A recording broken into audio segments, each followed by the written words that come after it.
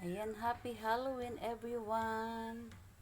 Ayan, naka-prepare na tayo ng mga dadali natin sa puntod ng ating mahal sa buhay na yumao. Ayan, kay nanay. Ayan, gumawa ako ng flowers.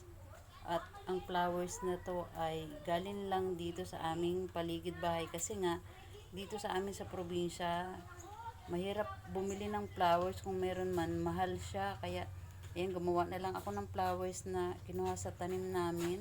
Tapos meron na tayong na prepare na candle. Ayan ang ating ginawang flowers for my mother there. Ayan, so yan ang aking naisip na gawin.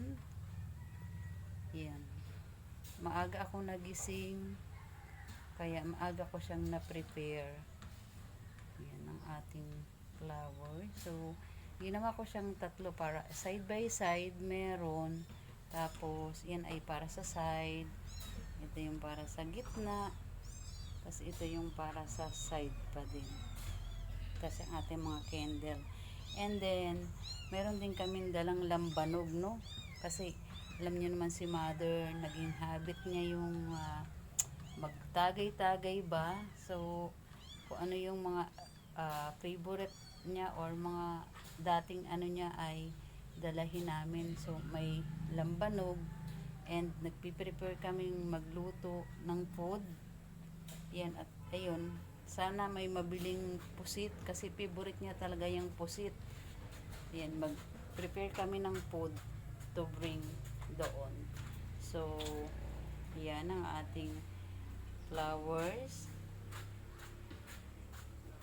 na nagawa, no? Hindi na tayo bibili.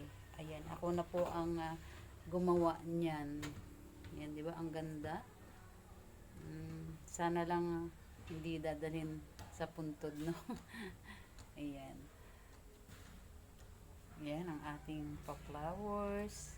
Ayan, kumusta po ba ang inyong araw? Mag-iingat po tayo lagi sa ating papunta sa mga puntod, ano, kung saan mga sementeryo, merong mga may baha. Ayan, meron mga marami talagang tao ngayon. Sana hindi masyado umaraw para ano, safe naman, hindi ganun kainit yung pag-visit. Ano po, mag-iingat po tayo lagi at God bless sa ating lahat. Ayan. Thank you for watching always. Yan sa ating mga videos. God bless everyone. Love, love, love. Heart, heart, heart.